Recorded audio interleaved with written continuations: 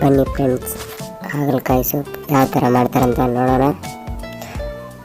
ಮೊದಲು ಹಾಗಲಕಾಯಿ 2 ತೆಗೆದುಕೋಬೇಕು. ಅದನ್ನು ಉದ್ದುದ್ದ ಕಟ್ ಮಾಡಬೇಕು.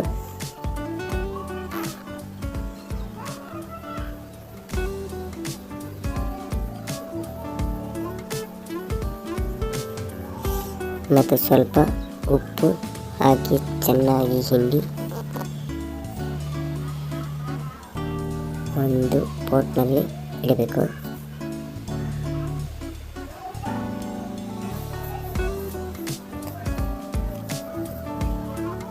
ನಂತರ 4 ಮೆಣಸಿನ್ಕಾಯಿ ಕಟ್ ಮಾಡಿ ಇಟ್ಕೋಬೇಕು.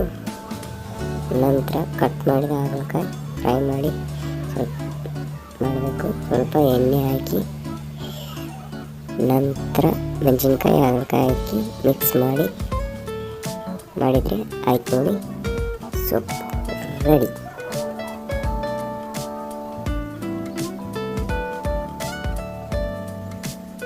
ಹೀಗಿದೆ ನೋಡಿ ಫ್ರೆಂಡ್ಸ್.